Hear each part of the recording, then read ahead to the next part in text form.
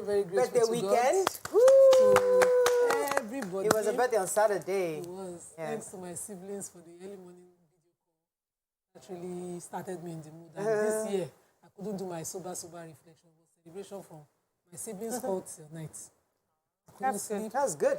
I think my popularity has overtaken my low-key birthday. So they won't allow you. They won't let you calmly do have your low-key. And all of that. So my children didn't even get to enjoy mommy. But thank you to everyone for the love, the messages, and the gifts. Thank you, ladies, for the gifts. Thank you. I'm grateful. You're very welcome. We've been able to empower 2 people. Thank you. That's awesome. That's good. I had a train ride on Friday. Yes, how was this?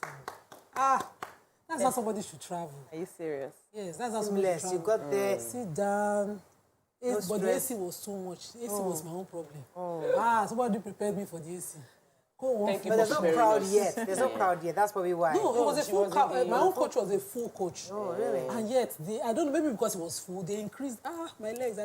But it was lovely. I wish it could have been faster than the 2 hours. What they call the VIP one, or you did the regular? I did the regular. I got to the train station very late, so I did not have time to be asking questions. The train was about to move, so I just booked what I could. On my way back, I now got heads up that there was no really big deal difference. About it, so I took the regular back. That's at least it was a good ride there and back. It was. We need to experience fantastic. this. You can charge your phone, you can walk while you're traveling. That's how somebody should travel. Yeah. How are you doing, Tokwe? I'm good. I don't want to throw any spanner into the good news. I just feel like Lagos to Ibadan should be like a shorter trip than the number of time we're spending and whatever. You went to Ibadan this weekend? No. She went, and the train is usually 2 hours to go. I did a retreat sorting out. I feel very sorted. My darling, it was a prayer session. Like, at a point on Sunday, my mother said, all the prayer, we prayed on Friday, overnight, prayed on Saturday. Like, there's nothing else that has not been prayed upon. So, why are we going to be prayed again? I said, let's just be storing up the prayer for our children's children and children, so that they will not have to go through any, like, let them not have to go through any of the challenges that we went through, or based on the society and all of that. So I had fun, and it was loaded, plenty of people, and it was good to see men in a spiritual event. You know, I had to drag Mr. Mark, but he was so happy he was there. So fantastic. Yeah. It's all good. Yes, sir. And when they don't go through what we've gone through, we have people like us now judging them for the success that you people came from a silver spoon. They will not understand the processes we're going through. So when we are judging other people who actually come from silver spoon, we should realize their parents have walked the walk for them. I had a fantastic weekend. I had friends over. We had a good time, girls' night. 2 days, actually, lots of food. We did movies, like we watched Indian movies. We just kept going back. Me too, back to back. Back to back. I got home after all the drama. I still watched them. Oh my God. They have really developed, in their movies. And it was fun. So yesterday was unwinding. I'm ready for the new week. I'm refreshed, and we're here. Okay, I had fun. It was nice. I hung out with Tobisi, with the girls overnight. And I took the kids to Rufus. I promised I was going to Rufus and B. It was nice, but I had serious car issues. I've never had this kind of experience where your car just stops and just refuses to move. I had to get the toll to take it away. I had to take an Uber home. It was with all the children and planning. It was just a stressful situation on that day. But I thank God. Hey, listen, these things happen. So we'll be managing the car right now. All right, let's go on a quick break. It's Monday. So much to talk about. When we come back, we go through the front pages of the papers. Stay with us. We'll be right back.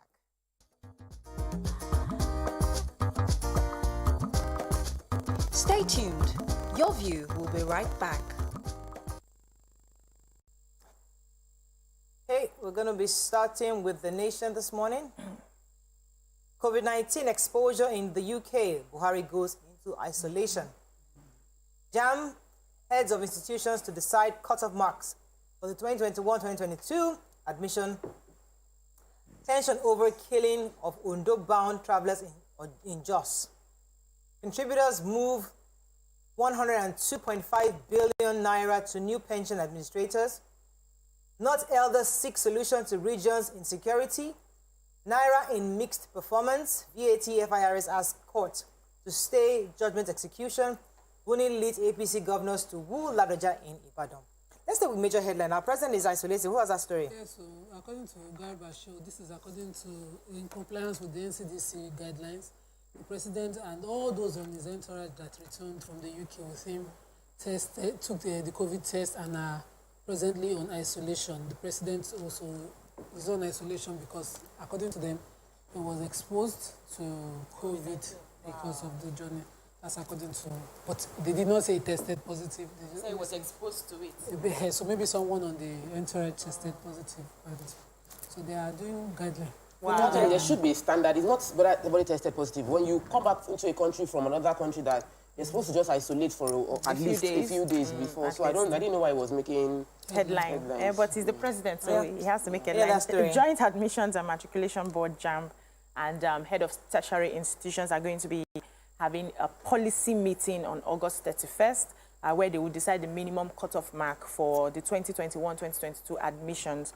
So the Minister for Education, Adamu, will be chairing this meeting. They said that last year, they, in collaboration with the Vice Chancellors of universities, rectors of polytechnics, and provosts of colleges of education, they pegged the minimum cutoff marks at 160.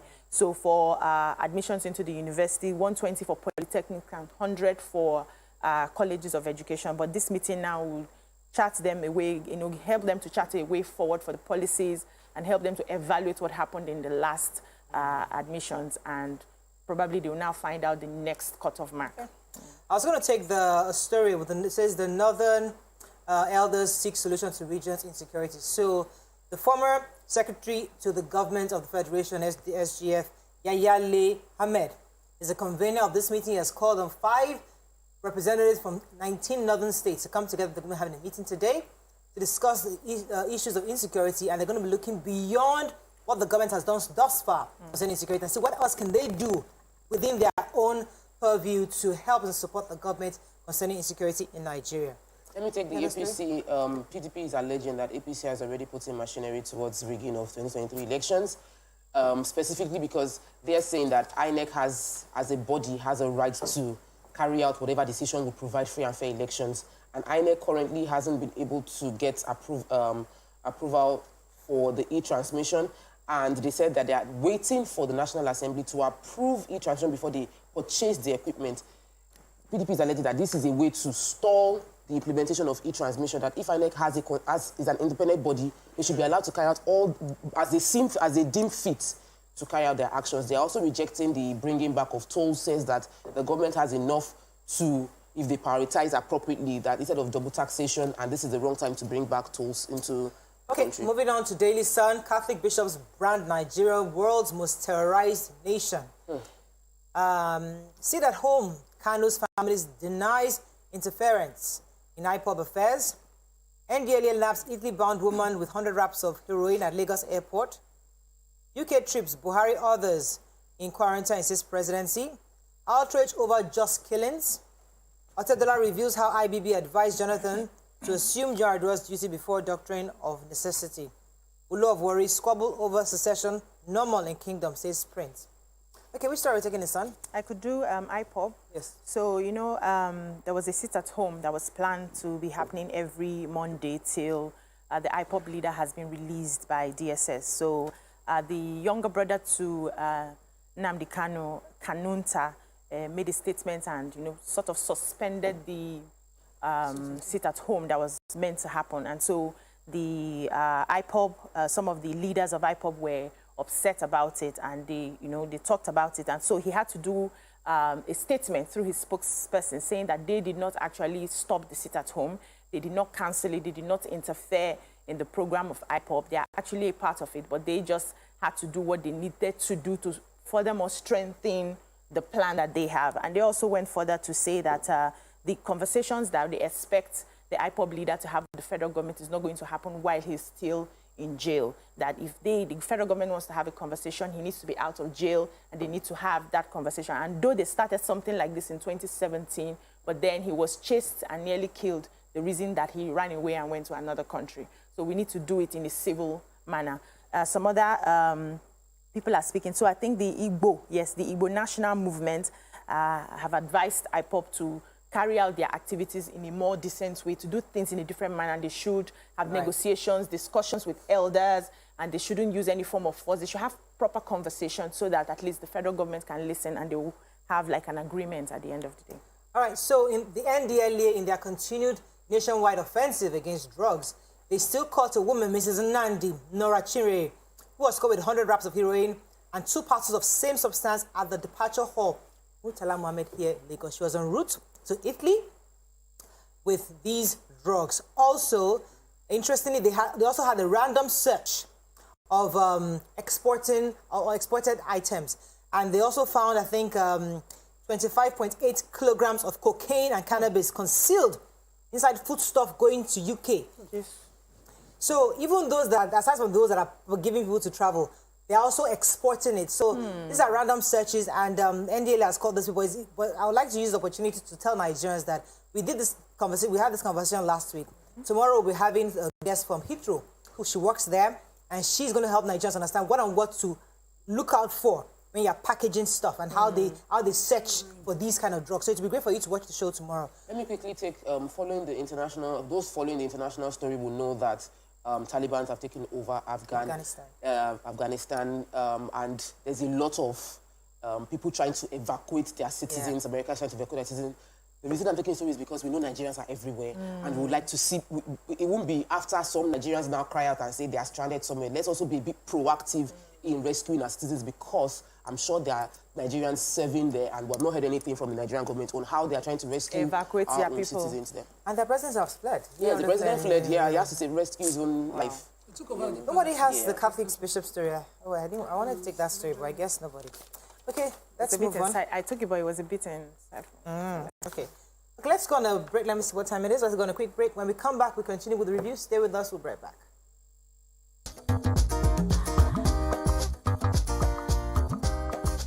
Stay tuned.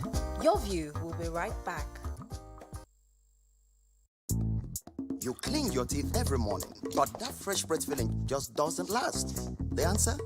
Easy. You keep your teeth strong and healthy and give your mouth long-lasting fresh breath with new Oral-B 2-in-1 toothpaste. It helps strengthen your teeth and gives you long-lasting fresh breath. So fresh, still fresh, and still fresh. Stay strong, stay fresh. New Oral-B toothpaste for strong teeth and long-lasting fresh breath.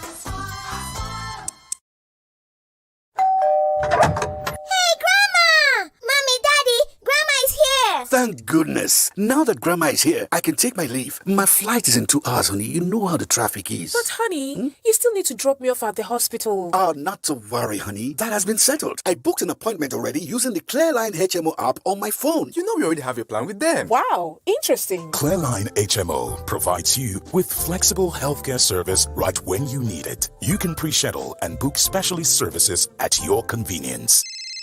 Hello, Mama. Is everything fine? My son, our baby is here. With Clearline HMO, you've got a health partner with a cutting-edge solution whenever and wherever. Get your health managed by subscribing to any of our healthcare plans available to individuals and corporate organizations. For more information, log on to www.clearlinehmo.net.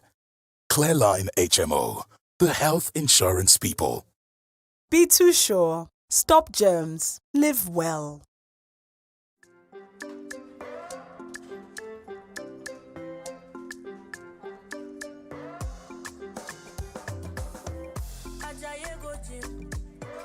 You won't go shake your body. Instead, they make it calm down. Eat the farm, say it's sabi. You want to grow 6 packs in a day. I beg you, no do pass your power. You want to show yourself, oh.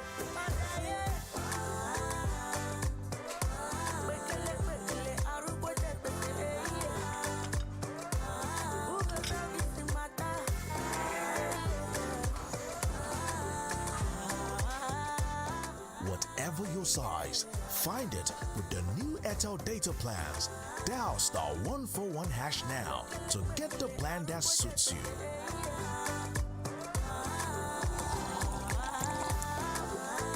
Airtel, the smartphone network. Capri Sun Funland. Can't wait. Hey! Entry delivery denied. No artificial colors, no artificial sweeteners, no preservatives. Nothing artificial. Next up, the water slide. Nothing artificial and great taste. Capri Sun, the taste of fun. Capri Sun, a product of Chi Limited.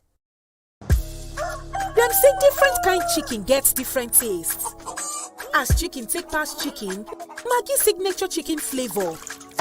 They give food better taste, color, aroma. So whether na for jollof or stew, make una enjoy Maggi signature chicken flavor with them take correct ingredients make.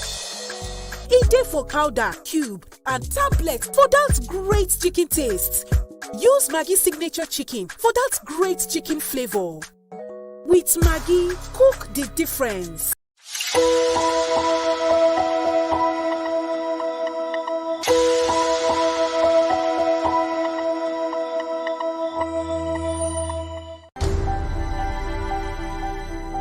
It's a mean of getaway out of hustle and bustling in Lagos, at Lagos, with Lagos.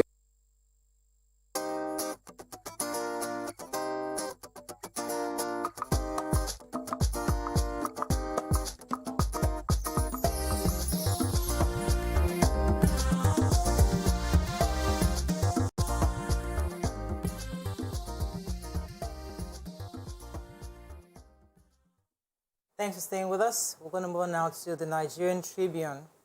Major headline, Plateau death toll rises to 32. Government declares curfew. 21 army recruits die in auto crash in Jigawa. IBB asked Jonathan to sit on Yar'Adua's chair, says Otedola.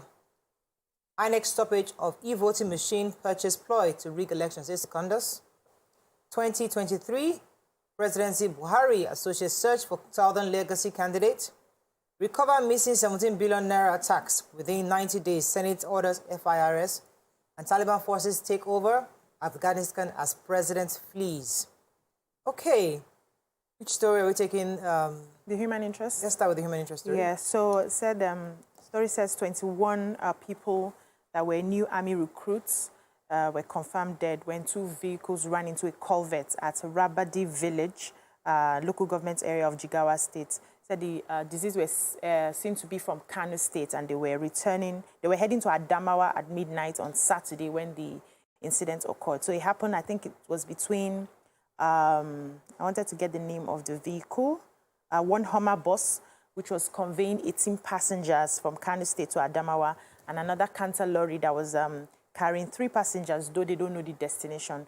So they've been taken to the morgue. I think out of them, just 1 person was able to survive. Investigations are ongoing on what exactly happened.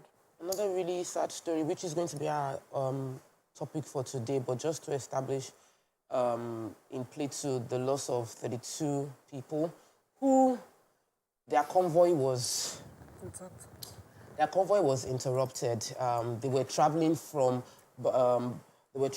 Ondo State, and on their way, they were interrupted by a group of people who went ahead to kill many of them. The gruesome video went online when pictures went viral. The state has already imposed a curfew. Exams meant to take place within the University of Plateau has been suspended indefinitely. All the students within the university are told to stay within their facility until peace is restored. According to Tribune, they couldn't get a conversation with the police PRO as of the time of the report, but that they know that the police has deployed, officially released that they deployed special intervention team around Plateau to calm the circumstances. Right, so we're talking about that a bit more later. Femi Otedola, the billionaire businessman, was saying, as was felicitating with IBB, Ibrahim Badamasi Babangida, for his 80th birthday. He'll be releasing a book. Otedola will be releasing a book in November. And in the book, he was mentioning how IBB had called him. No, actually, he went to visit IBB because of the logjam that happened when former President Yar'Adua was sick. I think it was 2010 when there was a logjam in the governance. And he then went to Babangida to ask him, as a businessman, what can they do to get Nigeria out of this? And he said, listen, when you get to Abuja next week, tell your friend that former President Jonathan to sit on the seat of the presidency, that because there is no president at the time, Yar'Adua was all the way in UK, and somebody had to take leadership of the country at the time. So he told him that when you get to Abuja next week, tell him to sit on the seat. And exactly what Jonathan did was to take charge of the NEC meeting at the time. Okay, let's move on to the point. Inside APC House of Commons, FG gets 500 billion naira fresh investments in auto industry. Utomi Mailafia agree with Sanusi on failing economy. FG has scant regard for Niger Delta and says Ankyo BRICS. Minister-Governor supremacy battle may consume APC in Kwara. Okay, what story are we taking? 500 billion naira? Yeah, so the federal government through the National Automotive Design and Development Council has attracted over 500 billion fresh investments into the automotive industry. So this was confirmed by the officials of the NADDC. And the amount that was given was more to boost the capacity of our automobile companies in Nigeria.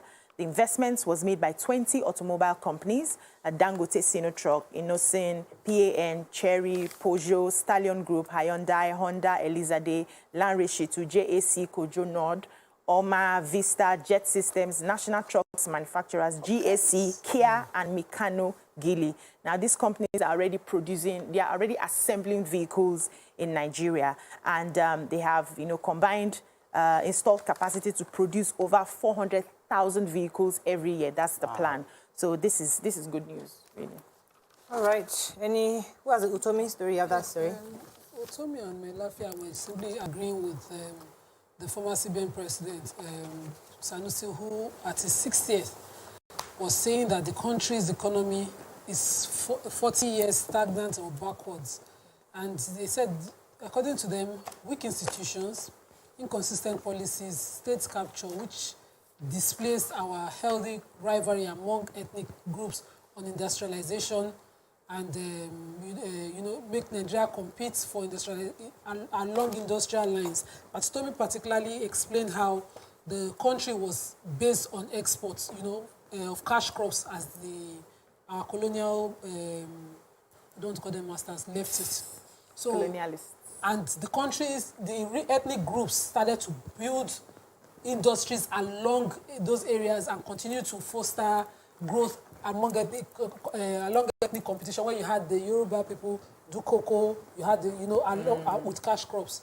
But we got to a point where we started these inconsistent policies, we started building more states, trying to, and all of those things displaced us. And I'd like to quote the former CBN president, who said... CBN governor. CBN governor, He said that, in 2014, GDP per capita on purchasing power was appreciated by 50% to $3,000, according to the World Bank. But where we were in 2019 was $2,000. At this rate, in the next 2 years, in terms of purchasing power, the average income of Nigeria would have gone back to what it was in 1980 under the Shagari. So that means that 40 years, no progress. Movement. Even me, I was calculating it. So if you're traveling between the West African countries, there's a toll we used to pay then. It was 1,000 naira to the city and the CFA. It's still the same amounts there, but we, based on our own currency. Based on our currency, things have not improved. We're just rotating. We have to run. Every time the Naira weakens to the dollar. Painful. Moving on to Vanguard. He also said that really our entire problem, every single thing we're going through is because of the economy. Yes. Like the agitation, the insecurity, all goes right back to the economy. We have to get that right. Moving on now to Vanguard. Just killings can trigger worse conflicts, Sultan warns. Convention, fresh crisis looms as PDP governors plot use of 2017 unity list. Serap to Buhari paid doctor salaries with 4.8 billion naira earmarked to monitor WhatsApp calls.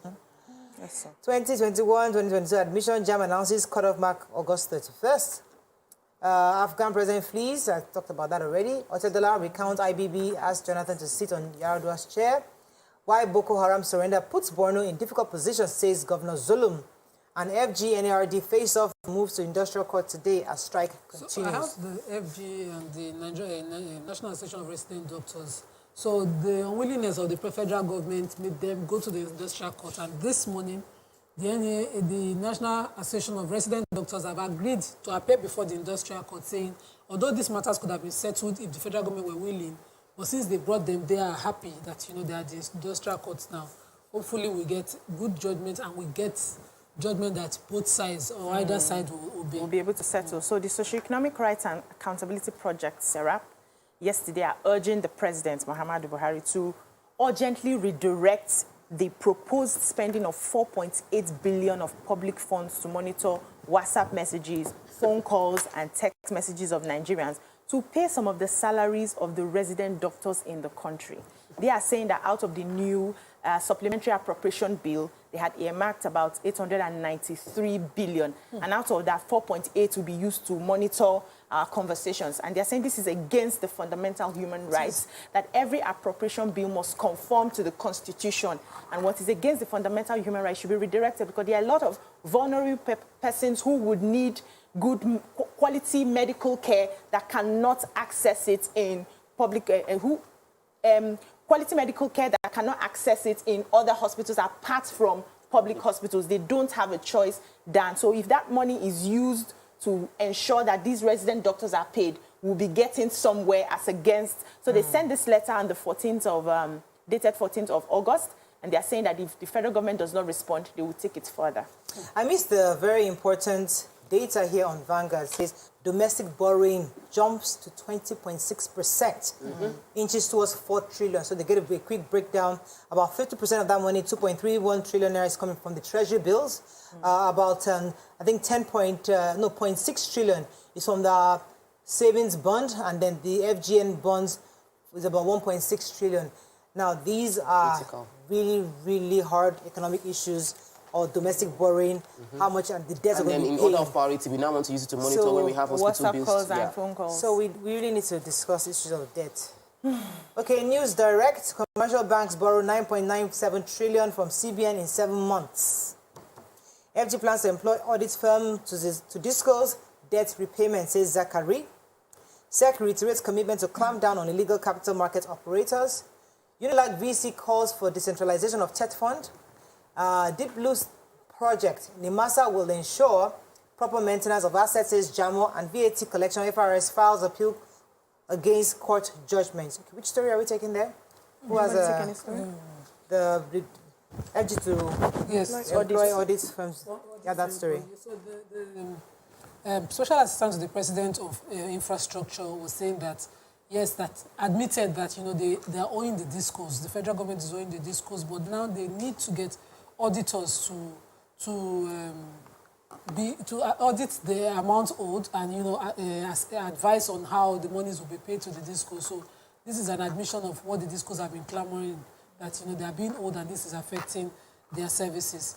And my fear is that, why do we need external auditors to audit money when we owe? We have the Accountant General's office, we have several accountants there we could have assigned to do this and, just pay. Another misplaced priority. Exactly. Are they going to pay the external auditors, or are they doing it for free? No, they won't Are we do it for not free trying now. to be cutting down costs? Because I don't get it. We always find I'm a sure way. there's a reason for it. No, for every debt recovered, we have consultants. For every debt owed, we go seek a consultant. We pay The them. one So the people when they pay, they don't do the work. We still have consultant for the one. I don't get it. We have to run soon. The Vice Chancellor, University of Lagos, Professor Ogundipe, has said that we need to decentralize TET Fund, which is the trust fund that's established to help universities in Nigeria. So he's saying that currently it's the funds are centralized and there's so much bureaucracy in getting our funds to actually help. So we need to decentralize such either having state chapters or regional chapters, I think. I'm not sure what he said, but we're saying that we must have either state chapters or regional chapters to make it easier for universities to have access to these funds. I think in all sectors, once the center is too powerful, some people will not get the equal share of what should be available. So the same thing, make it available. Regionalize every situation so that people will not be complaining so much. We have to run. Any story in The Guardian. Cargo issuance premium spike over untidy road access, seaports operations. Oh, Nima would have liked that story. Government places just on 24-hour indefinite curfew. Okay, so JOS is definitely on the hearts of many Nigerians this morning. We'll be talking about it a bit later. But first, when we go on a break, we'll come back with our hot topic. Stay with us. We'll be right back. TVC, the top-rated family entertainment channel, is the place for fun, music, and information. With our breakfast show, Wake Up Nigeria, the all-female... We can't leave. We've got to finish the client's order tonight. This time? How about some top tea to cheer us up? Only one bag of top tea makes 2 strong cups, so taste Oh, flavor. dear. With news bureau and studios around the country and the ability to go live anywhere, anytime, we are first for breaking news in Nigeria. Awarded the NMMA TV Station of the Year, TVC News is the station of choice for news that is first, accurate, balanced, and reliable every time. TVC and TVC News watched by over 4.5 million people in Nigeria every day on terrestrial, DTH, DTT, OTT, and available to viewers in the UK on Sky TV. Watch all of our world-class programs on TV, online, and on our app. TVC and TVC News, the best entertainment and news for Nigeria on TV and online. And when you can't watch us, listen to us. 102.3 Max FM Lagos and 90.9 Max FM Abuja are now ranked among the most listened to radio stations in Nigeria. Now, with over 1.5 million listeners every day, we're the people's favorite radio station. Best hit music, best on-air talent. Max 102.3 hit music for Lagos and Max 90.9 hit music for Abuja. We are your home for that fun, entertainment, and hit music. In Lagos, TVC, our leading family entertainment TV channel, has a 47% market share. But this is just the start of our journey, as we plan to add even more services to entertain and inform our ever-growing audience. Thanks for being part of the TVC communications story.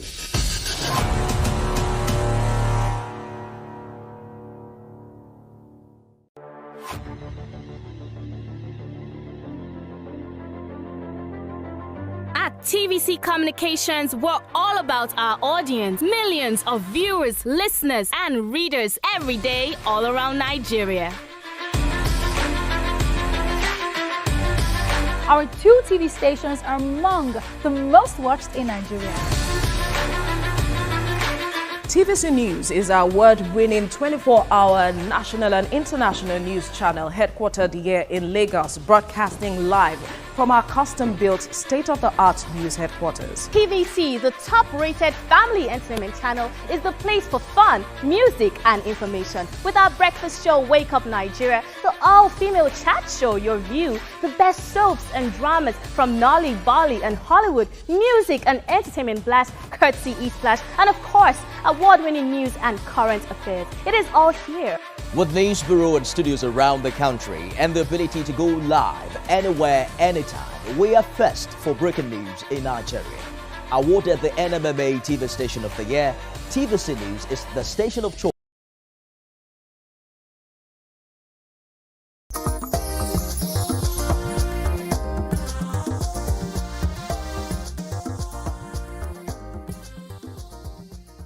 Thanks for staying with us. So today we're going to be discussing something of concern to many parents. Issue of punishment in school. How do you discipline children appropriately in schools? There are 2 stories we're going to be referencing. One is from Abuja. Allegedly, a young man, Yahaya Nuhu Aliyu, a GSS2 student of Federal Government College, Kwali, Abuja, was allegedly killed by a teacher in the school. According to the reports, this young man wasn't feeling very well. He went to school and he was accused of not doing his assignment. And then the teacher took the handle of a bucket and hit him several times on his head. He fell flat. I mean, he collapsed. Rushed to the hospital. By the time he got there, he was dead.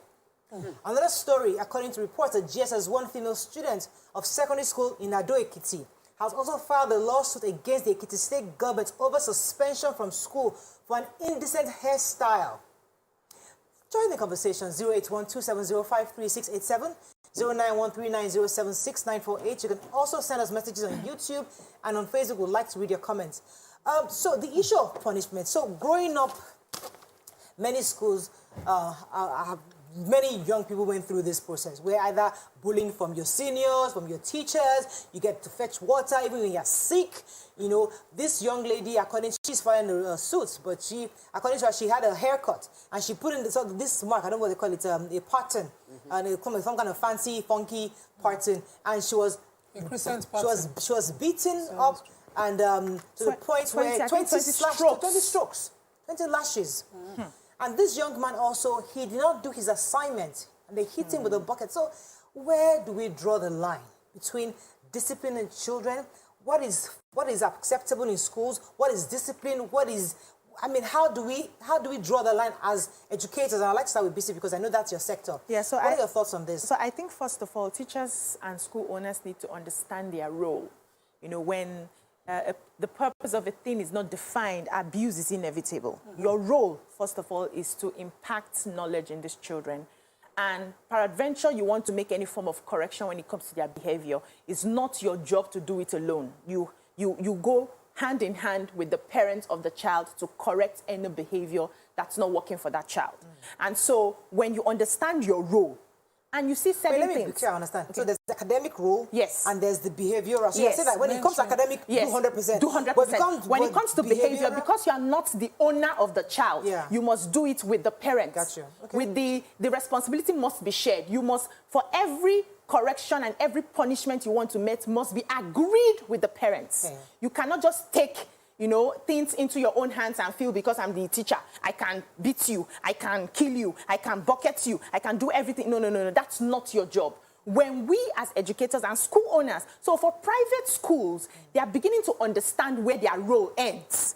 But we still see that most public schools have not really, you know, come to that understanding that I'm here to impact these children. And if I see anything that is not working for them, I will work hand in hand, because you also need follow-up from the parents at home. So the act of corporal punishment is something that educators have argued over and over, that this is not working.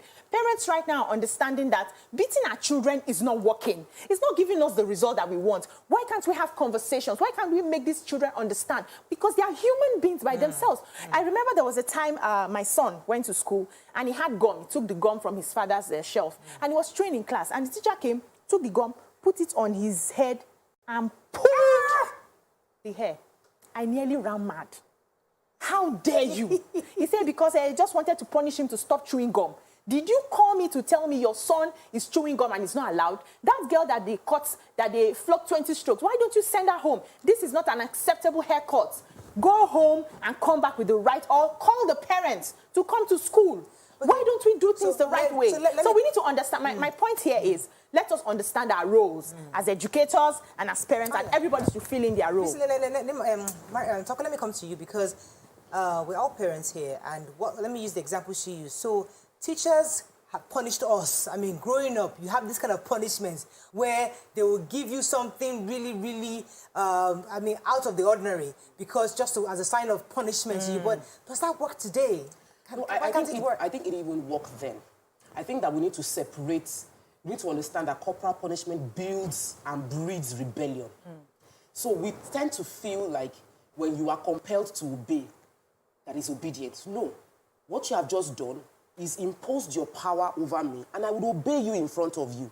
But you haven't corrected me. You have built rebellion in me. So many children conform to the laws in front of the people. I believe that for a society to develop, there must be punishment and there must be laws and punishments that will be acceptable by everyone. So the PTA, the parents should be aware that if a child has an inappropriate hairstyle, this is the way we punish. And everybody feels like, yes, 20 strokes of cane is a good enough way to punish. If all of them had agreed to it, and the children had a handbook that states that inappropriate haircuts deserve the punishment of 20 strokes of cane, then when the child, knowingly being aware of that, has a bad haircut, an inappropriate haircut, then the child will get the appropriate punishment as already agreed. In this case, was there a handbook stating what is qualified as an inappropriate haircut? No. Was there an agreed punishment by the university, the school body that the parent is aware of? No. So when a child comes, it is left to the mood of the teacher. The punitive measures cannot be based on your emotions, because every time you use emotions to to penalize someone, you will either overdo or underdo. It doesn't work. Yeah. So if I'm feeling angry, I can overbeat a child. If I'm in a good mood, I can let the child go. There must be consistency when you're raising children. If not, you will not achieve a positive result. So in this case, I am extremely happy that we are finally getting some sense on how to use our legal sector to find and bring proper structure into society. So this is a good way to go. Yeah. And hopefully, they will not demonize one teacher because all teachers are doing it. In this case, don't demonize one teacher. Deal with the system that allows teachers to, as they feel, punish each child. Let me come to you on this. Okay, so it's okay to punish. I went to a school where the motto of the school was knowledge and discipline. Oh, I was thoroughly beaten. I was thoroughly beaten because I was not the calm Nima as a child. But they were out of proportion, clear abuse of powers by teachers and some of the military personnel in my school. It was too obvious to make any sense. So for that reason, I would support the young lady in her court action. She did not conform to the school rules clearly because it was a public school, which is why she's suing the state government. And generally, among public schools, the standard is not to have that haircut that she came to school with. But 20 strokes of cane is totally out of proportion to the offense in question. So there was clearly an abuse of power by the school teacher, and I hope that her lawyers are doing the draft well, so that the teacher himself or herself is a party to the action. So the way we allow these things happen in some schools and call it a discipline is something that parents themselves should look into. I always say that I would love my child to go to the school I finished from for the basis of knowledge and, to give a child a proper standard to life. But I will not allow the kind of discipline in the name of whatever guys I suffered. So we had a situation in school where a classmate had lost her property on the field. It was later found on the field. They rolled out, and per class we have about 70 to 80 people. In my set then. My own class diamond was about 80 of us. They rolled out everybody. They did not search anybody's bag. They kept asking us who took the fabric. Was she supposed to bring fabric to school in the first place? No.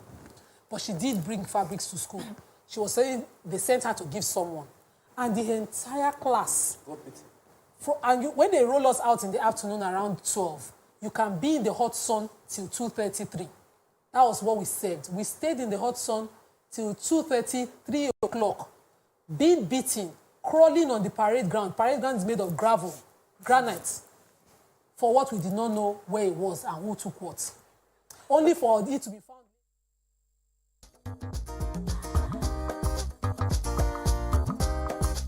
Stay tuned. Your View will be right back. Them say different kind chicken gets different tastes. As chicken take past chicken, Maggi signature chicken flavor.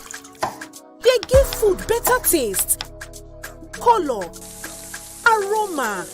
So whether na for jollof or stew, make una enjoy Maggi signature chicken flavor with them take correct ingredients make. E dey for powder, cube, and tablet for that great chicken taste. Use Maggi signature chicken for that great chicken flavor. With Maggi, winning 24-hour national and international news channel headquartered here in Lagos, broadcasting live from our custom-built state-of-the-art news headquarters. TVC, the top-rated family entertainment channel, is the place for fun, music, and information. With our breakfast show, Wake Up Nigeria, the all-female chat show, Your View, the best soaps and dramas from Nolly, Bolly, and Hollywood, music and entertainment blast, courtesy E-Splash, and of course, award-winning news and current affairs. It is all here. With news bureau and studios around the country and the ability to go live anywhere, anytime, we are first for breaking news in Nigeria. Awarded the NMMA TV Station of the Year, TVC News is the station of choice for news that is first, accurate, balanced, and reliable every time. TVC and TVC News watched by over 4.5 million people in Nigeria every day on terrestrial, DTH, DTT, OTT, and available to viewers in the UK on Sky TV. Watch all of our world-class programs on TV, online, and on our app. TVC and TVC News, the best entertainment and news for Nigeria on TV and online. And when you can't watch us, listen to us.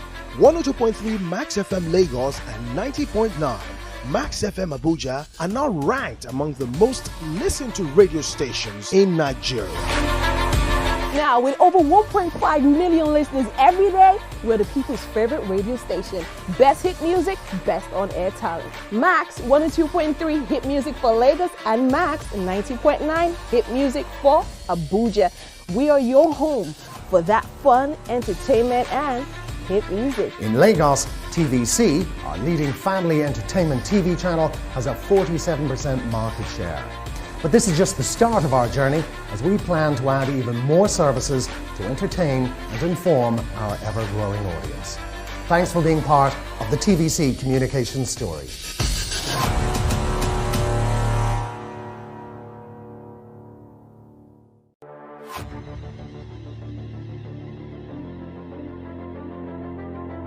At TVC Communications, we're all about our audience. Millions of viewers, listeners, and readers every day all around Nigeria.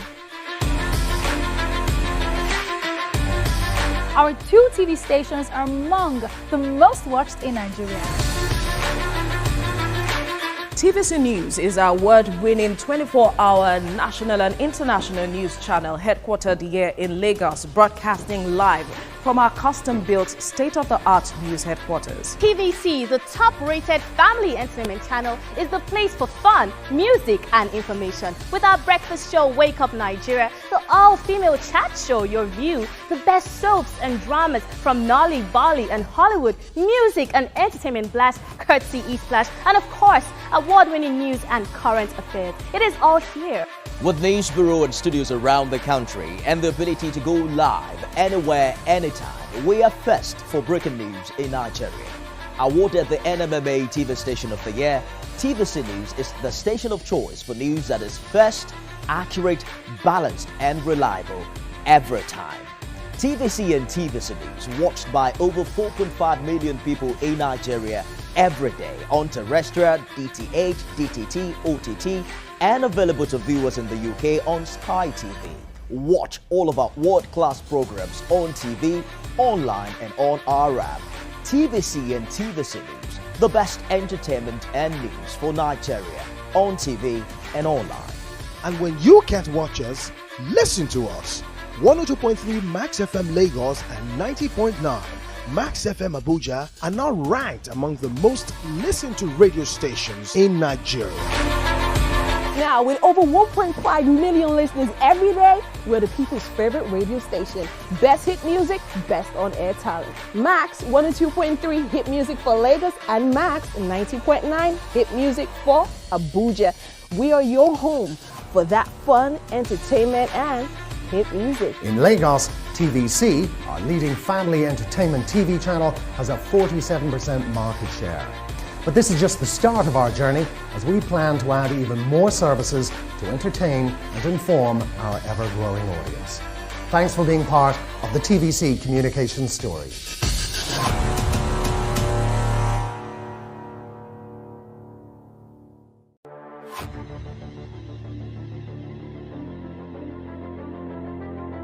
At TVC Communications, we're all about our audience. Millions of viewers, listeners, and readers every day all around Nigeria.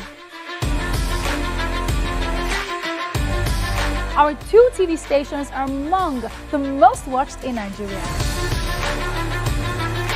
TVC News is our award-winning 24-hour national and international news channel headquartered here in Lagos, broadcasting live from our custom-built state-of-the-art news headquarters. TVC, the top-rated family entertainment channel, is the place for fun, music, and information. With our breakfast show, Wake Up Nigeria, the all-female chat show, Your View, the best soaps and dramas from Nolly, Bali, and Hollywood, music and entertainment blast, courtesy E-Splash, and of course, award-winning news and current affairs. It is all here. With news bureau and studios around the country and the ability to go live anywhere, anytime, we are first for breaking news in Nigeria. Awarded the NMMA TV Station of the Year, TVC News is the station of choice for news that is first, accurate, balanced, and reliable every time. TVC and TVC News watched by over 4.5 million people in Nigeria every day on terrestrial, DTH, DTT, OTT.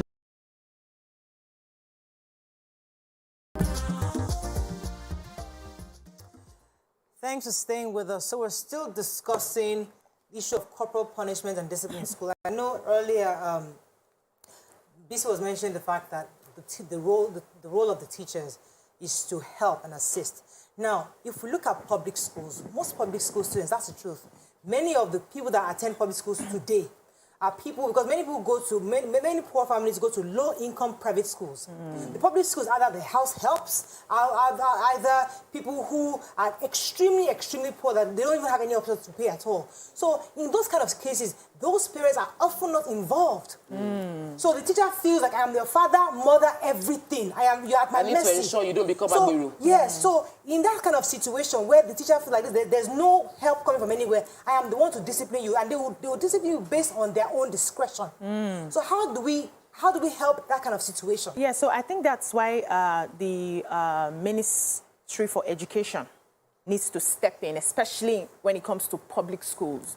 You need to start having conversations with parents. You need to find a way to get parents involved. And I know that because everybody's hustling and they are out there looking for ways to gather the small money to pay the fees, they may not have the time, but they need to find the time to understand the best ways to handle this sort of situation. Now, you know, how do we now determine a punishment that is commensurate to the offense? So, if you say, let us gather as a PTA, and we say, for instance, 20 strokes for this so and so, shouldn't we ask ourselves if this is infringing on the human rights of the child? Do we even understand that this child has a human right? And how do we follow it up from there? So government needs to step in.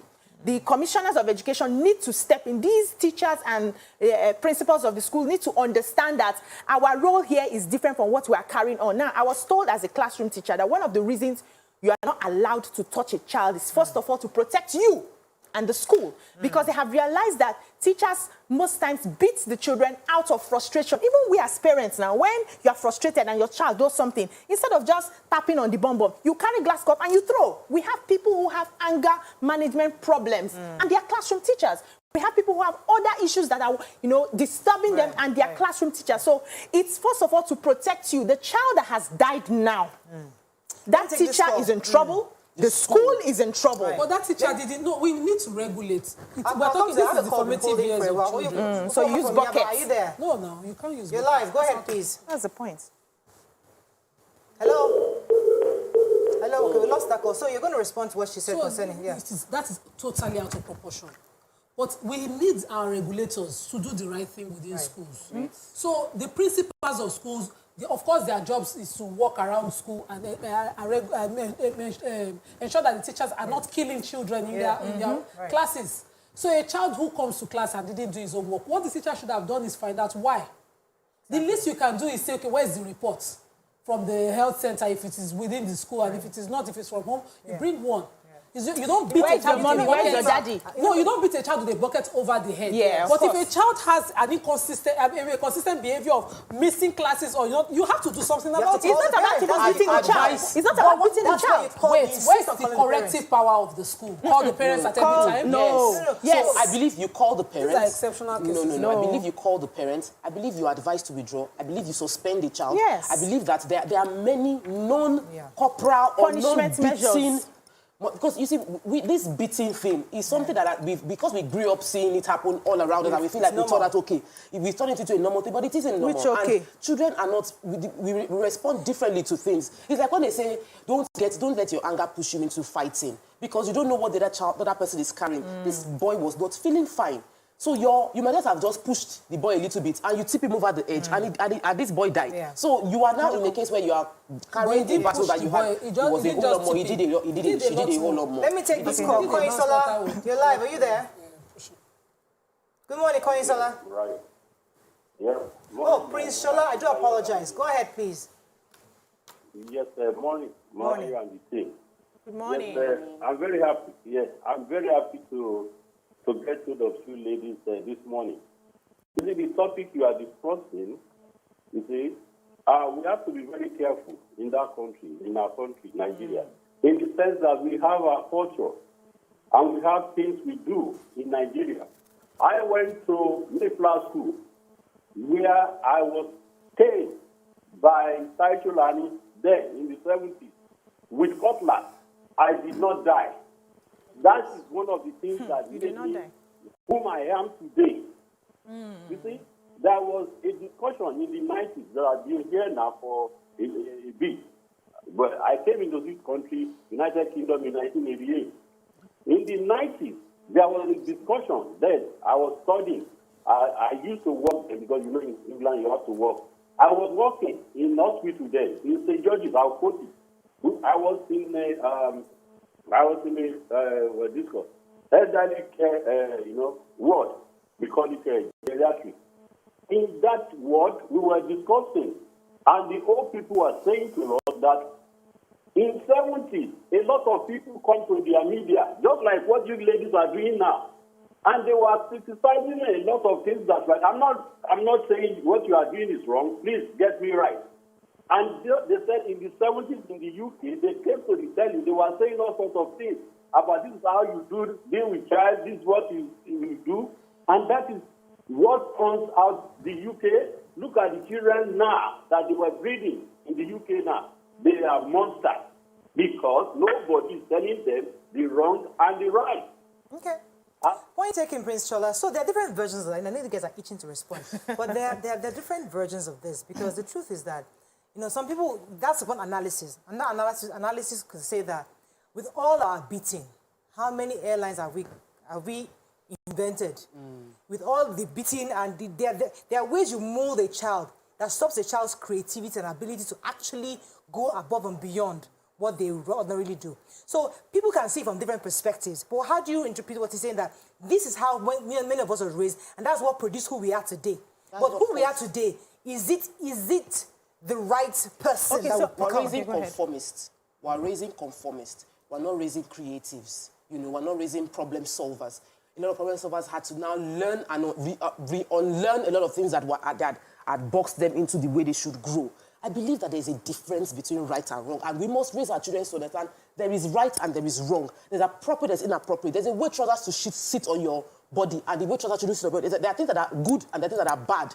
And there must be punitive measures, because wherever a society that has no laws, everything would go into disarray. There'll be chaos. Where there are no laws being followed, there'll be chaos. So if you want to raise your children right, there must be structures to raise that child and punitive measures for when they disobey or fall out of the structures. Okay, if not, you will raise chaotic children. So it's not that we should become like the Western world, because yes, we've seen how the lack of any form of punitive measure has made them discipline.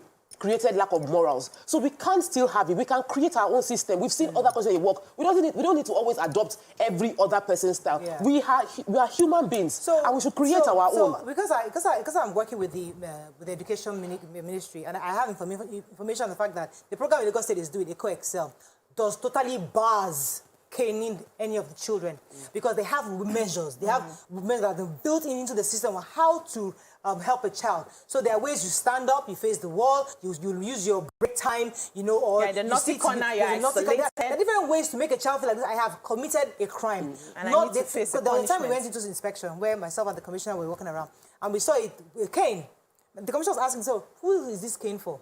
Because I just used to make them sit down. We don't want you to have this in here. So it's going to take a long time to purge ourselves of this system, because we all grew up in this system. So, Mariah, what I learned in my years of being a Montessori directress, they exposed us to a lot of child psychology. And one of the ways that you are judged is your ability to manage the classroom without raising your voice and lifting a cane. Your ability to manage, to get the children to listen to you, to get the children to calm down without shouting and raising a cane. That tells you that you are a good teacher. You know how to get these children to be active. You know how to get these children to be involved in the activities. And I also want to say that we always look at ourselves and say we turned out okay. Really?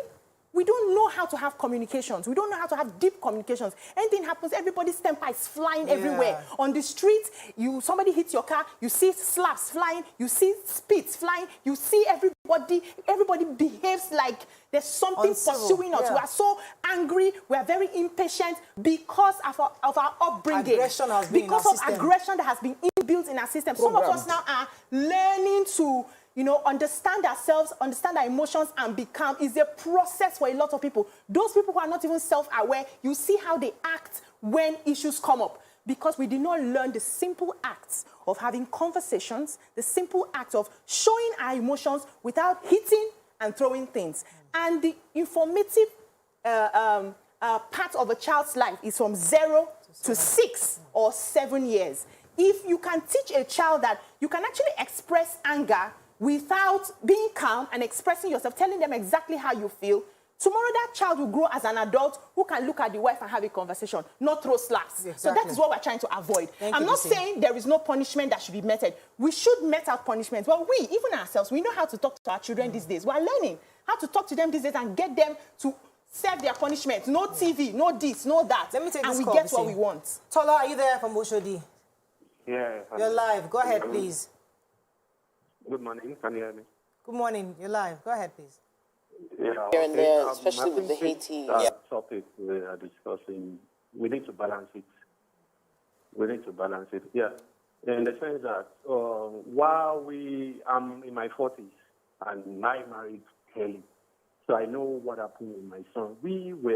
I can say, it could be on the better side because of our culture. But right now, something happened a few weeks ago. My son just called me from the school. He's a kind of a social guy, fine guy, was a social prefect, he was in the private school. So he called me and said, "Oh, Dad, I need you to come to my school tomorrow." I said, "Why?" He said, "Just come." I know normally he will call his mom to come. He said, "Don't allow my mom to come, you just come." And I got to the school, the principal and the guardian counselor told me, "Please, your child has a lot of influence in this school, and he's having the haircut that we don't know." Sorry, we lost that. He said, the principal called, the principal and the guardian counselor told me that your son is with an haircut that we do not want in this school, and a lot of children are having that haircut. And because of his influence in the school, as a social prefect, we want him to cut the hair, but he doesn't want to cut the hair. So what did you do, sir? So what we happened? lost him. Mr. Tola, are you still there? Yeah, I told the boy that he needs to cut the hair, but he was telling me, "Oh, this is how, look at Obama's hair, look at my Zuckerberg, look at." I said, "This is Nigeria. You need to cut your hair," and he did. But he was crying. But I could see the communication between the school, myself, and the child. So he was mad, he was angry. But later, he got to understand it's a normal thing. Another thing happened like 3 days ago. A friend called me from the UK. She went to the UK with the family. He said, so a family invited them to come over to spend the weekend. A white family, a pure white family. We lost you again. You said pure white family. I think we have to... So he's just portraying the conversation aspect. What are your thoughts on what he said? And the fact that the child is an influencer in school. So because you're a social prefect. You need to make some sacrifices. The spiral effect of certain disobedience in school. Remember when the QC trended? If you had allowed it to pass, and that one they were even trying to be civil, that was a parent pushing back and dragging the security man over her child. So some parents themselves need discipline. Yes, so they lack it. Because they're a product of... But you cannot continue to have standards broken in school as a school system and do nothing. I believe that caning is a shortcut to disciplining a child. Yes, I like that. But there are situations where you need to stand your ground. And if it involves suspension, certain limited form of caning or punishment, make the child stand out in at the assembly, call out what that child has done as wrong. Some of those things, there was a case of beating of boys against girls while we were in school. And they called out the boys, and they called their parents to come to school and shamed them. So, those are some of the methods, so that guy will know to be caught beating a woman in future is wrong. Yeah. We need to wrap up on this, but let me go on a quick break. When we come back, we might have to move on to other topics. Stay with us, we'll be right back.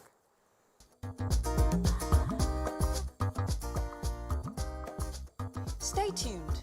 Your View will be right back. Growing your small business from where it is to where you want it to be requires all the support you can get.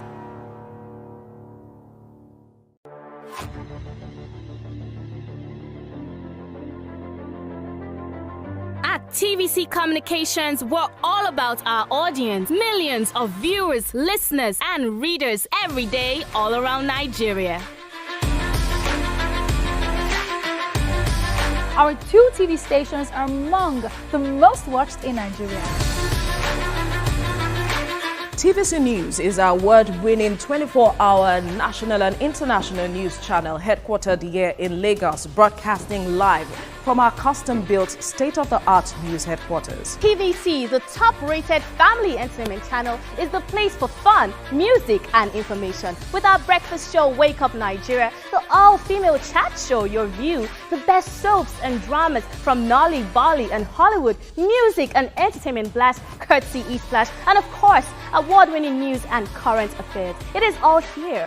With news bureau and studios around the country and the ability to go live anywhere, anytime, we are first for breaking news in Nigeria. Awarded the NMMA TV Station of the Year, TVC News is the station of choice for news that is first, accurate, balanced, and reliable every time.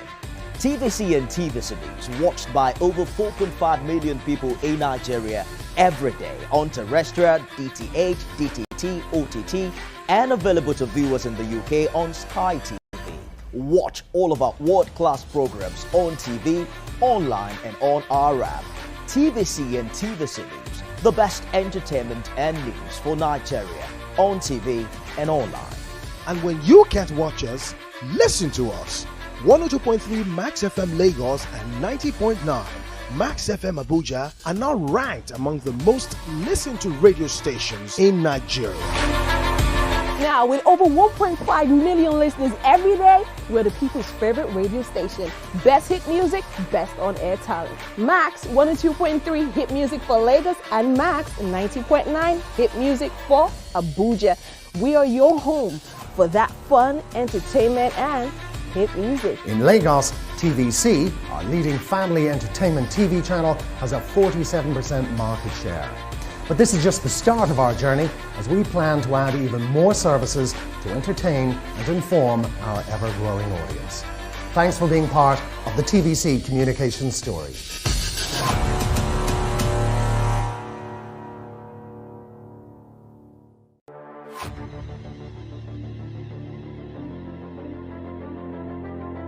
At TVC Communications, we're all about our audience. Millions of viewers, listeners, and readers every day all around Nigeria. Our 2 TV stations are among the most watched in Nigeria.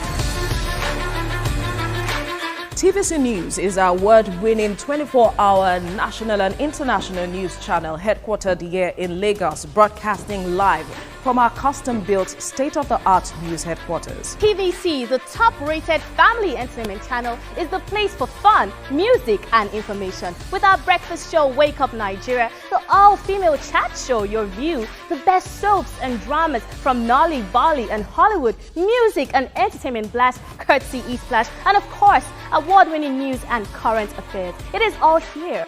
With news bureau and studios around the country and the ability to go live anywhere, anytime, we are first for breaking news in Nigeria.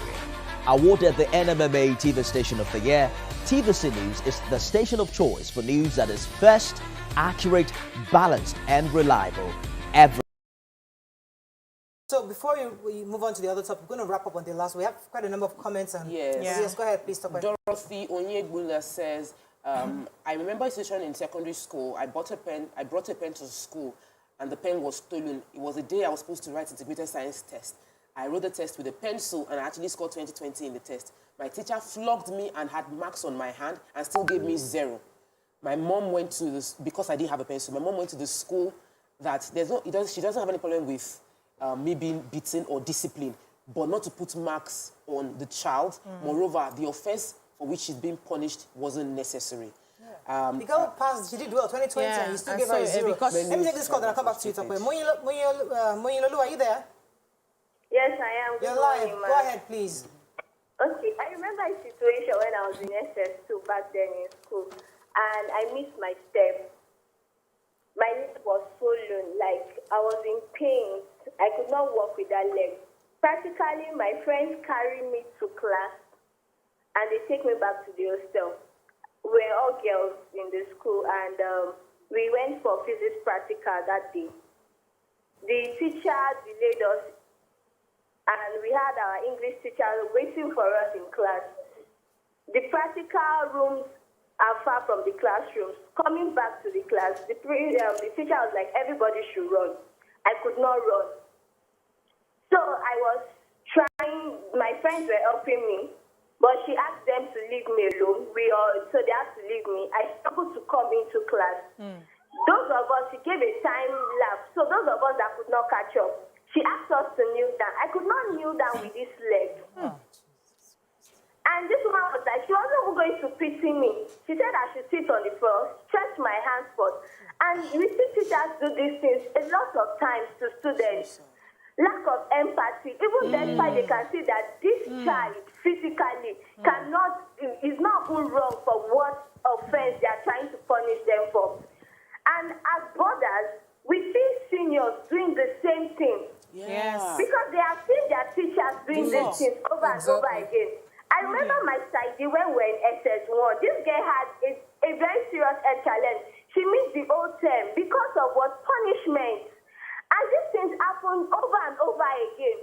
And we know that as brothers, most of us spend more time in school than we do with our parents. You see students come back home, they bully their siblings at home, lack of empathy, they fight and all of that. Where do they learn them from? These teachers are not leading by example. Thank you, Moi. Thank you so much. Moi's She took it out of my mouth. I think we're going to have this conversation again. We're bringing regulators, we're bringing different stakeholders and see what we can do to help people, young teachers especially, to know how better to discipline young people. Let me take this call. Williams from Abuja, are you there?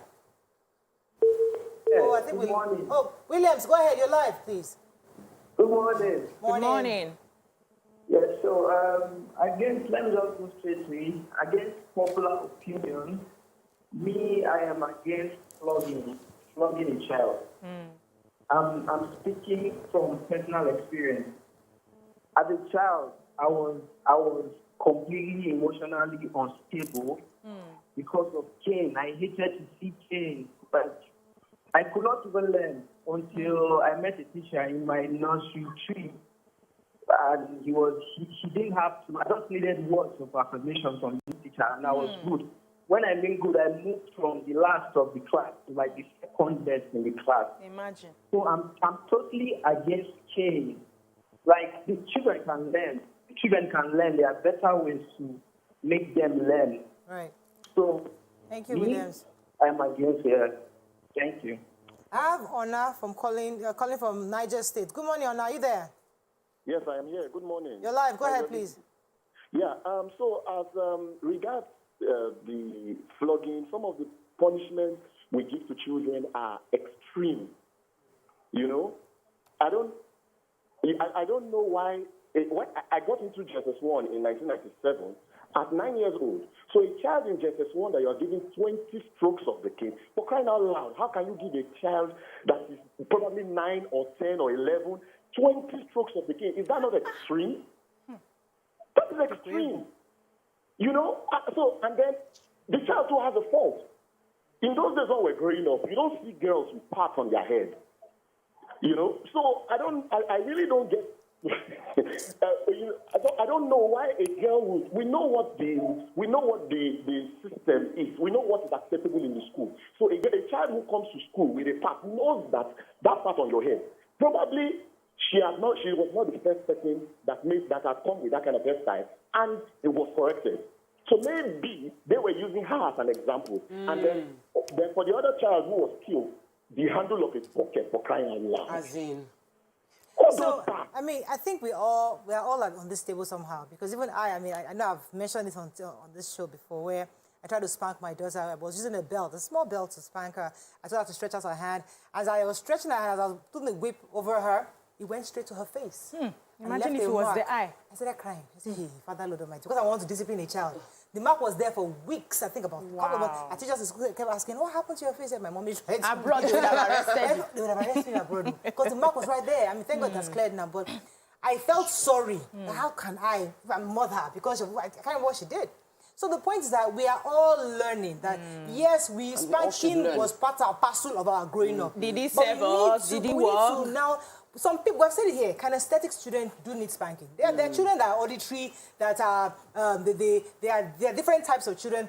But somebody who feeling is your own thing. Spanking is appropriate, but maybe not too extreme. And now, how do you define what's extreme is where really... I mean, for that kinesthetic, I don't believe, because I am kinesthetic as well, and spanking did not do anything positive for me. Hey, don't go there. Don't go there. I was so used to it that I would do something and then go and kneel down and raise up my hand. Daddy, come and beat me. It was that bad. And so I grew up. I'm starting to learn now not to hit my children. When I started having kids, before you say 2 times I've hit, I will just give it to you. I think the teaching also helped me to build that. But let us understand that children have emotions. And the job of a teacher is to get them to a stable emotion so that learning can take place. When you destabilize the emotions of these children, they are not able to learn. And so in class, you are saying this one is Olodo, this one is that. That child is not functioning well because of how harsh you are, how you may have been beaten. She has seen you. There are some children you beat others and they are shaking. You have not touched them. They've not done anything to you. It affects them. We need to go back and understand how the psychology of a child works and show empathy. So assume everybody in your class is your child. Would you give your child 20 strokes of the cane that blood will be oozing out of their body? Let us ask ourselves we need to wrap that. on this. Thank you very much, ladies. We'll continue to follow up on the story of the young lady that sued the state government of Ekiti State for her getting 20 strokes of cane for her haircut. And our hearts go out to the family of Yahya, who lost his life because his teacher beat him with the hand of a bucket. That's all we can take on this segment. When we come back, move on to the killings that happen in Jos. Stay with us, we'll be right back.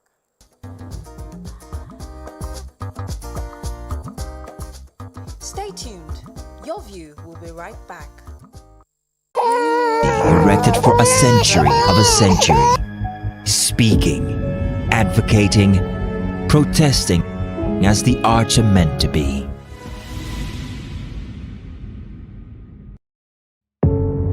Doubt and fear doesn't occur at the canvas, it shows in the canvas.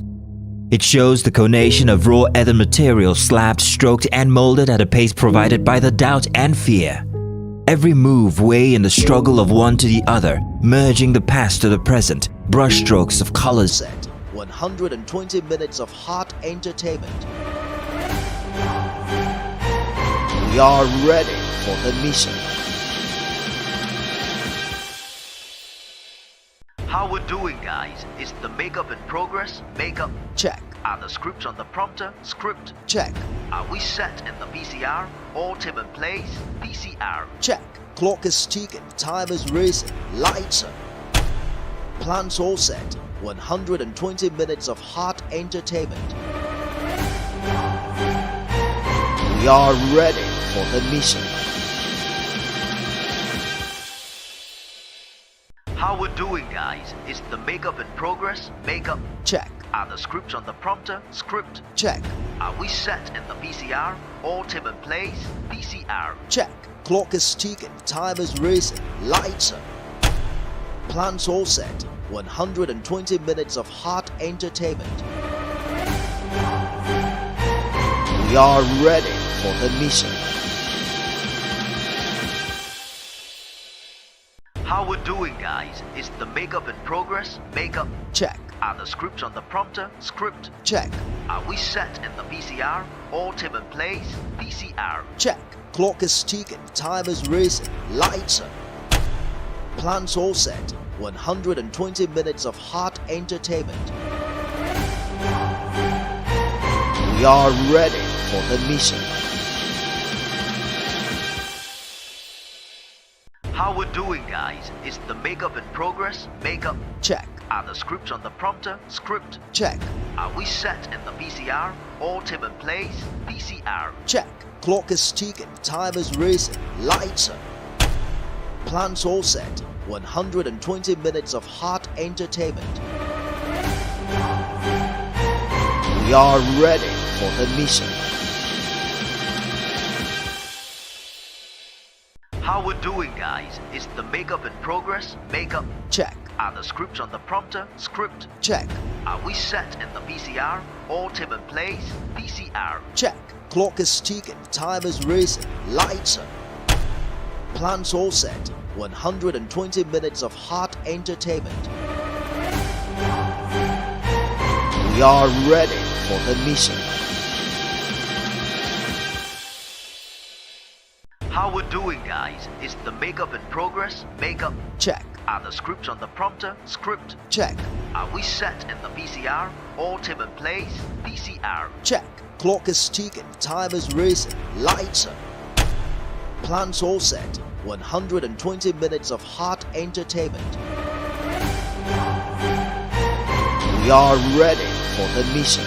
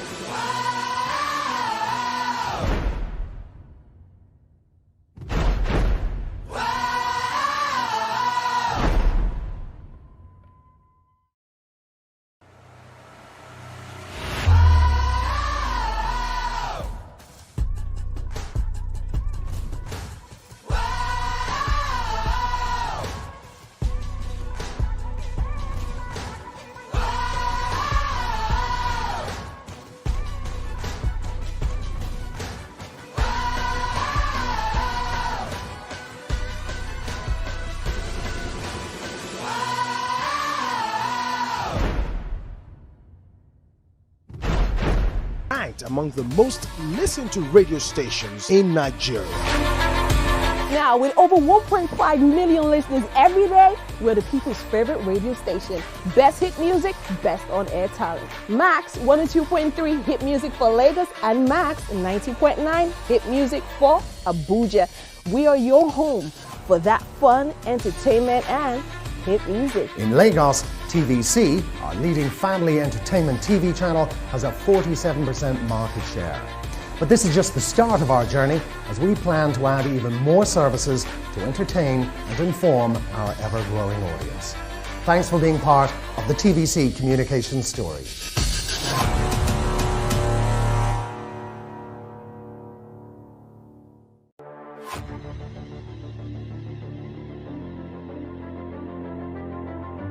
TVC Communications, we're all about our audience. Millions of viewers, listeners, and readers every day all around Nigeria. Our 2 TV stations are among the most watched in Nigeria.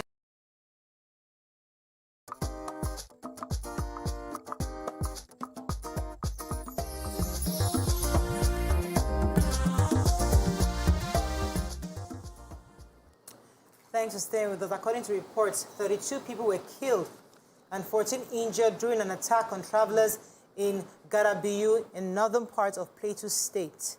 The victims were in a convoy of 5 buses and were traveling from Bauchi State to Ikare in Ondo State, where they were attacked.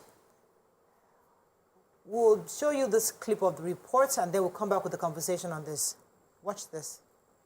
The recent attacks, killings and counter-killings being perpetrated by lawbreakers in Plateau State has become a thing of serious concern and worry.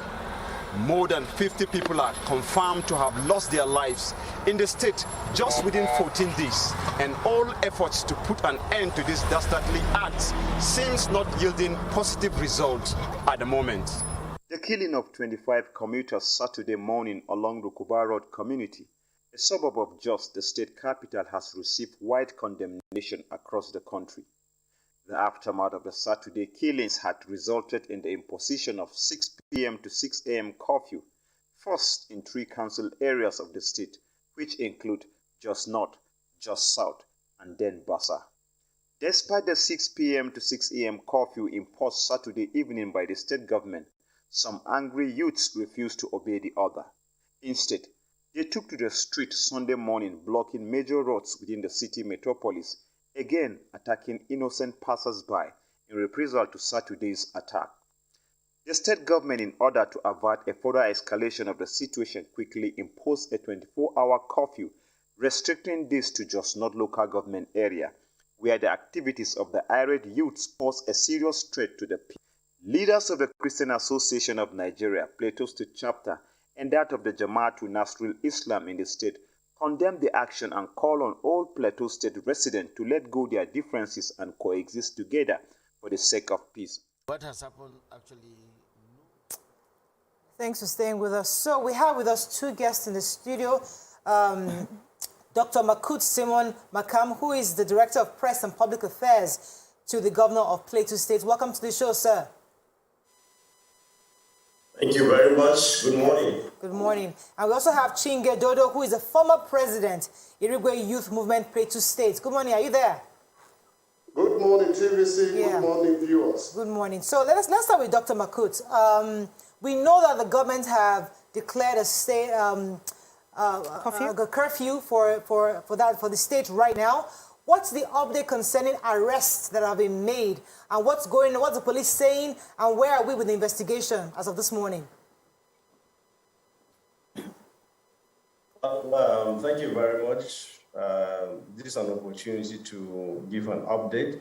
As at evening yesterday, the security heads in Plateau State met with the governor to brief him on the developments regarding the curfew, the arrest, and the search for those that were still missing. As of yesterday, about 30 people or so have been arrested, while 36 other people were recovered unhurt. Some of them were actually hidden by people around the community when they sought refuge and were kept until the security forces could reach them to get them. So continuous search for perpetrators is ongoing. And yesterday morning, the tension was very high within Jos North, and a lot of confusion in the morning. And so the governor had to, on the advice of the security head, impose a 24-hour curfew on Jos North in order to prevent escalation of the situation. Right.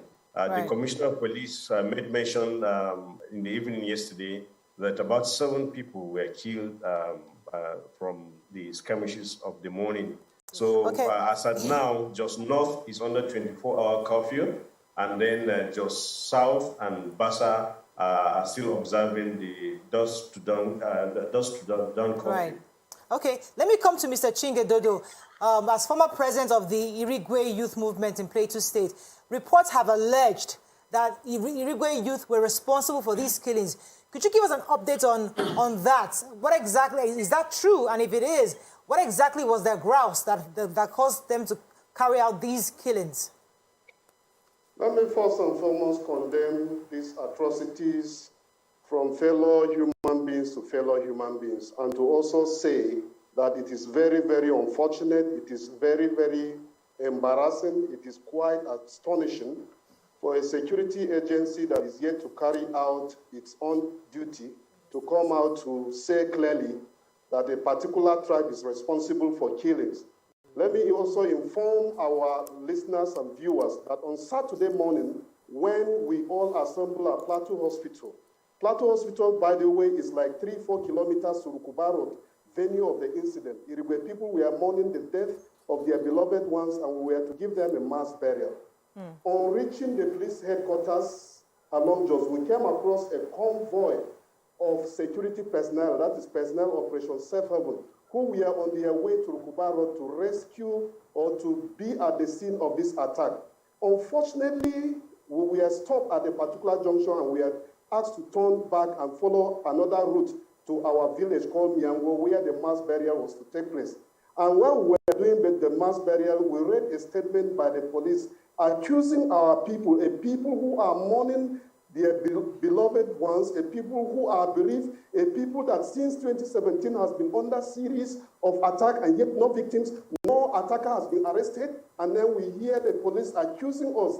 This is most unfortunate to say the least, and people are made to believe that Irigwe people are responsible for this killing. May our viewers and listeners know that this is completely unprofessional by the police. Investigations are on. How were they able to know that this is a particular tribe is responsible for this killing? After all, Rukuba Road community is in Jos North, and Irigwe people are mostly in Basa local government and in Nyango, in Irigwe Chiton, in Basa Ankwon. How were they able to draw a conclusion in a killing that took place in a metropolitan city like Jos, and you single-handedly identify a particular tribe? Will the police come out to say that the killings that happened yesterday on Sunday, will they now claim that this is a particular tribe that is responsible for the killing? All this while that our villages have been under attack, the police has never come out to say this is a particular tribe that has been killing our people. But when killing took place on Saturday, the police came out to say that Irigwe people are responsible. Right. This is very, very unprofessional. Okay.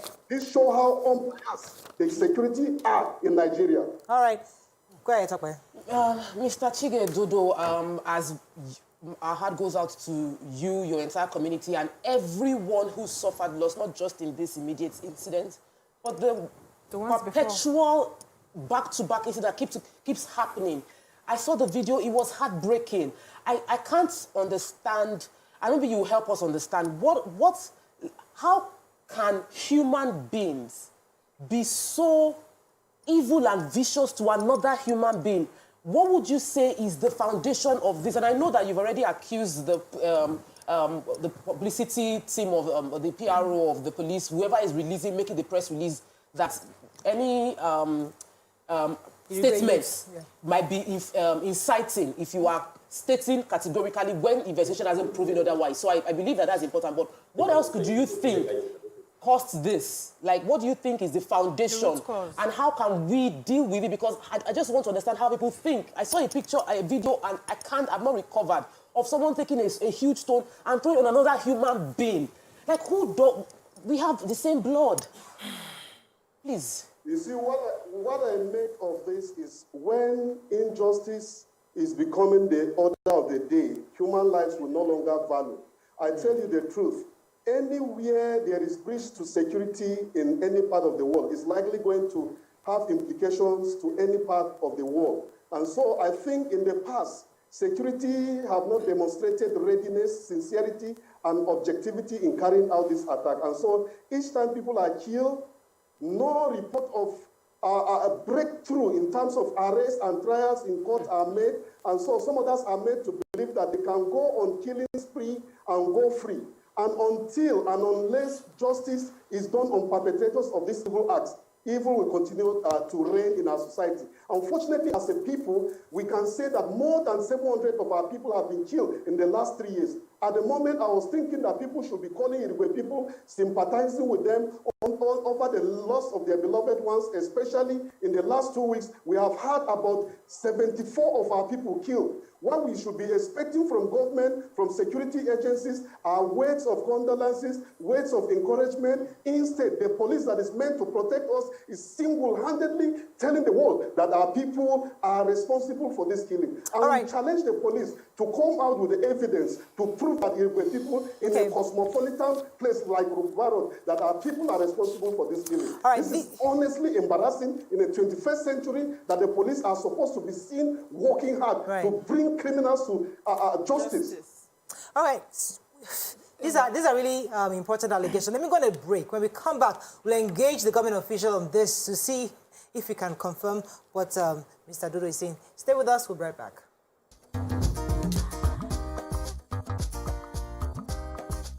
Stay tuned. Your view will be right back.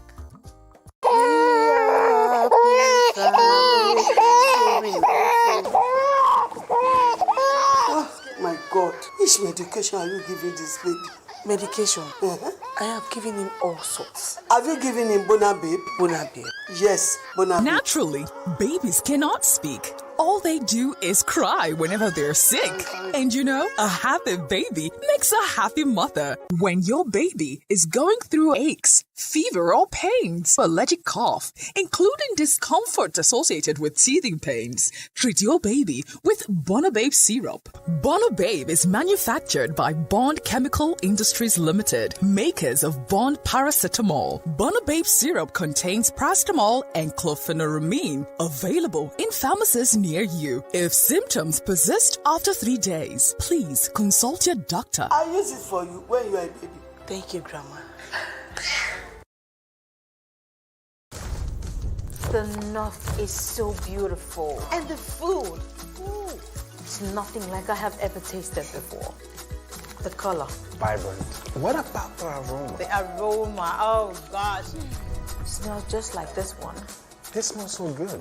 Yeah. Your Dambo Shinkafa tastes even better. How did you do it? Onga seasoning. It's all the seasoning you need for great taste and aroma. Onga, Mama's helping hand. I am Funke Akindele Bello. As a mom, most times you get disturbed or being called for one thing or the other. You know our kids now. And oh, how they love to make us proud. I mean, we love to see our kids happy. Their happiness is our happiness. The same happiness we felt when we learned that the original Kellogg's cornflakes is here. The world's #1 is here. I got an invite to tour the Kellogg's factory. It was amazing. Trust me, we're in good hands. It smells so fresh. It's real corn. Super crunchy, super tasty. It's because it's world's #1. Go grab the new Kellogg's cornflakes now. Breakfast time is Kellogg's time. Your heart could be complaining about getting weaker by the day. This short piece of bread could be your heart warning you. Unbranded cooking oils may contain high levels of trans fat and cholesterol, which clog your arteries, making it difficult for your heart to pump blood. Use Power Oil. It is free of cholesterol and trans fat. Power Oil for a healthy family. Power oil, hey, power oil.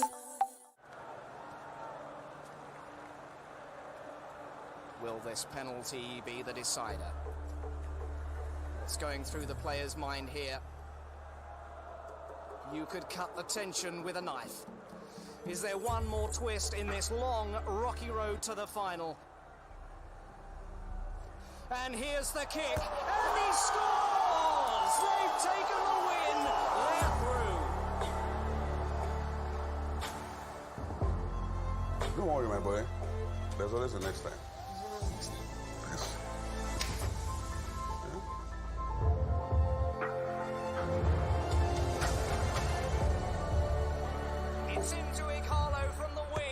Join the winning team and stream every match with Glow special data plans.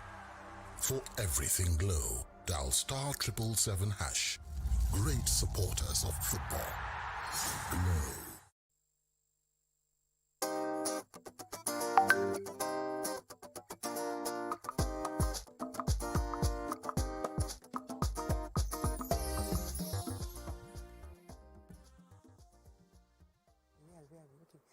Thanks for staying with us. So we still have Dr. Makut from the government of Plateau State. Let me come to Nbisi. I'm ready, Yes. So, Dr. Makut, I want to understand, first of all, if investigations actually showed that these people were from Uruguay, that's the people who perpetrated this act, that's one. And also, what is the government doing for the family of the deceased? Is there any plan in place at the moment?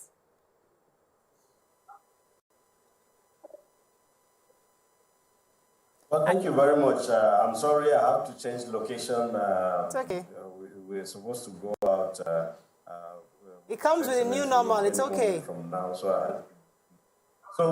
actually, the issue of name calling and labeling of criminals is what His Excellency has fought against since he came into office. As far as the governor of Plateau State, Simon Lalong, is concerned, the crime is crime. There is no ethnicity. Crime is not particular to an ethnic group, to a religious group, to a political group, or whatever group. Crime should be called crime. So in this case, the stand of the Plateau State government is that these perpetrators must be fished out. There's no ethnicity attached to them.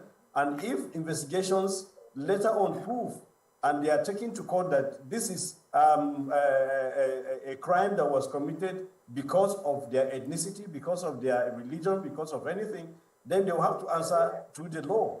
So for this, at this moment, the government does not want to encourage that kind of narrative because it is divisive. It is, in fact, one of the problems that keeps inflaming the situation. When people, instead of looking at crime and calling it a crime, they are owning it because the perceived perpetrators belong to their tribe, belong to their ethnic group, belong to their religion, belong to their political party or what. And then on the people being, the people that were attacked, I can tell you that those who were rescued are being taken care of. And those who are in the hospitals, the secretary to the government, the chief of staff, and top government officials were sent by the governor to go to the hospitals, to Plateau Hospital and elsewhere, to see that they receive the best of treatment, which the Plateau State government is taking care of. Okay, let me get a few more questions in for you. Mr. Makut, I completely agree with you on the, not tribalizing criminals and all of those things. So because of that, we should not mention any tribe. Instead, let's find the persons responsible for this. But what are you doing immediately to douse the anger of the tribe supposedly attacked? So these people were returning from an Islamic event, and also they were supposedly Fulanis returning to Ondo. What are you doing immediately to talk to your people or the Fulanis present in Jos so that they don't see this as an attack on their tribe, but a criminal, an attack, a criminal attack? Well, thank you very much. And let me just try to be modest and say that the kind of relationship the governor has cultivated with the people of Plateau State in the past 6 years is paying off to the point that if not for the situation that the governor has shown that he's a man that embraces everybody, that he has no difference between Fulani, Birom, Ron, any tribe in Plateau, perhaps the situation would have been worse. Because you see, this particular incident is brought with it religious connotation. And these are people who are transiting from one state to the other. And so the stakes were enlarged. In fact, he had to call his friend, Governor Akeredolu in Ondo State, to give him the first-hand information. And if you notice, His Excellency Aketi issued a statement where he himself doused tension. And just yesterday, His Excellency summoned the Plateau Interreligious Council. It's made up of the first-class traditional ruler who represents the Muslim community and the former president of the Church of Christ in Nations, Professor Pandan Yansat, who have already been mandated to go out and start engaging.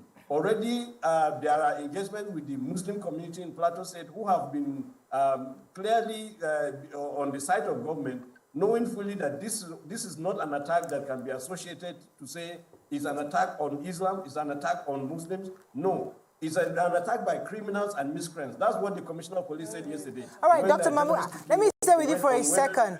I would like to go to Mr. Chinge Ododo. But it's important to ask you, however, that security experts have suggested or suspected that there might be reprisal attacks. So I see that you are trying to douse the tension. But whether we like it or not, these kind of situations incite people to violence. So what are you doing with the security operatives across Plateau State to ensure that the communities are protected just in case of a possible reprisal attack?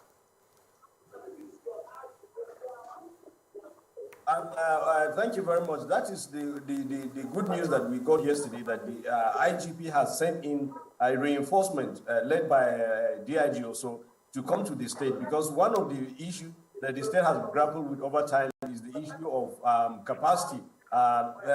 Just some months ago, His Excellency, the Governor of Plateau State, procured 200 security motorcycles to enable security personnel enter to the hinterland, and of course 50 patrol vans which were distributed to security agencies. So already we have the Peace Building Agency, which is continuing dialogue and engagement with various communities. But Plateau State is one of the states that has embraced community policing. As also, we have Operation Rainbow, which is more or less our own state police, if you like, that composes of various security agencies bringing personnel together, and of course, it's being sponsored by the state government. So the Excellency has directed that every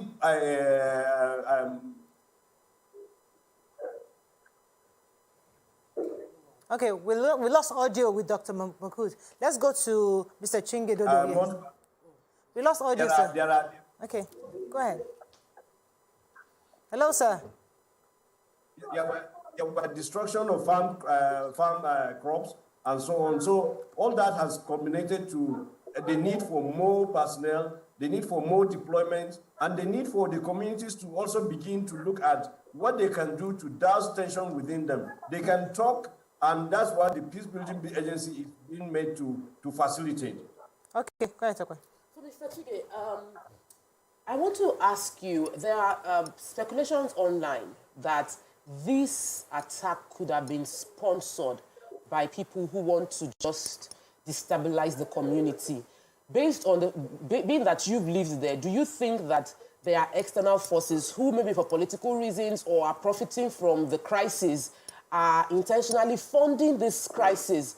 And how do you believe it should be addressed? Well, that question should be directed at security agencies, because they are the ones that are paid to obtain information, do intelligence gathering, and then tell the government based on facts on ground. But let me also inform our viewers generally that, honestly speaking, most parts of the Middle Belt are under siege. We foresee a land-grabbing agenda, and we foresee a calculated attempt at chasing out inhabitants of native communities in the Middle Belt, on the plateau, and elsewhere.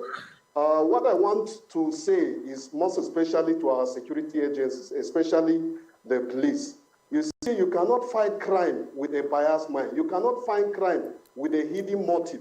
You cannot fight crime while showing love and to others and then abandoning others. We have just been told that there is a special crack team from the force headquarters that have been sent to reimburse the security on the plateau. Where was the Inspector General of Police when hundreds of Irigwe people were being massacred and murdered? Where was the Inspector General of Police where our farm crops were being mauled, destroyed? We salute this effort, but we are asking, why is it that it does seem that a particular section, a particular people requires much attention than others? This is one Nigeria that the Inspector General of Police has vowed and has sworn to protect and secure. And then suddenly people are killed, no word of condemnation is coming from the force headquarters, and then something happens, immediately we see a sharp response. And I have words to the PPRO of the police on the plateau.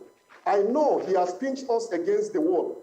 He is painting us as evildoers. He is painting us as people who are wicked, who are barbaric. But Mr. Commissioner of Police, your spokesman has not painted or pinched us against God Almighty.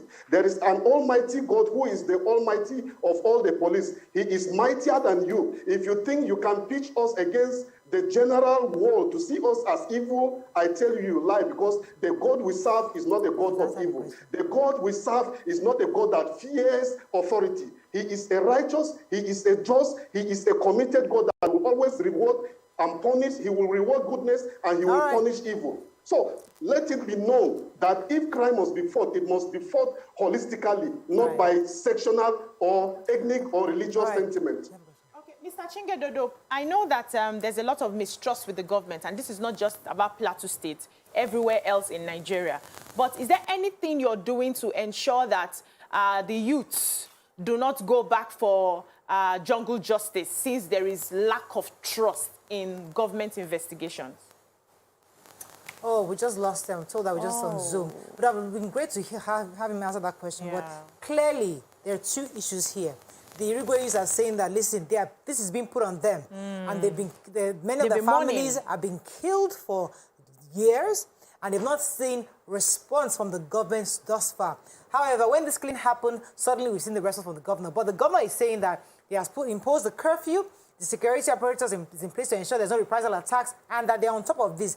We'll continue to monitor this story, because the truth is that two wrongs can never make a right. At all. Because we are trying really to resolve this issue of insecurity from all factors, from the tribal issues, the religious issues, the ethnic issues, and we're much to ensure that Nigerians don't take laws into their own hands, even regardless of how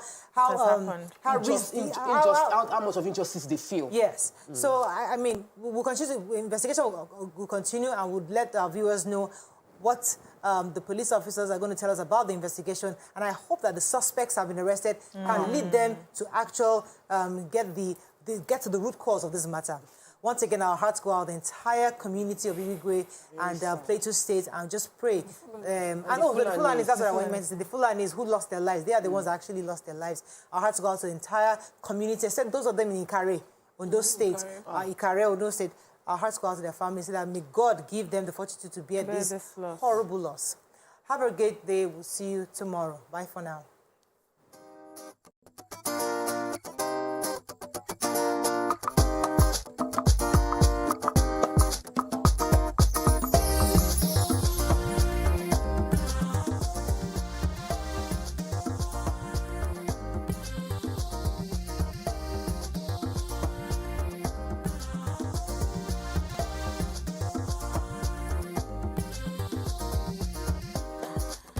The following is a paid presentation by ShopX TV. Tired of straining and struggling to squeeze into jeans that are so tight you can barely move or breathe? What if you could combine the soft, stretchable comfort of yoga pants with the fashion and style of designer denim jeans? Well, now you can. Introducing Myfit Jeans, the ultra-comfortable denim jean that's the perfect fit for every woman of every shape, every height, guaranteed. And it comes in 2 easy sizes, so no matter the size, Myfit Jeans will always fit you perfectly. These are not gonna fit. I don't think all of this will fit into this. Wow! Hey! The secret to our ultra-comfortable one-size-fits-always jeans is our proprietary FlexTech denim fabric, which instantly customizes to your unique body type. Myfit Jeans will never pinch, squeeze, or cut your waist, so you'll love showing off your gorgeous curves and figure from every angle. You can bend, squat, dance, kick. They're the perfect pants for being active, and they're great for traveling. Myfit Jeans are made with real denim blend, real pockets, a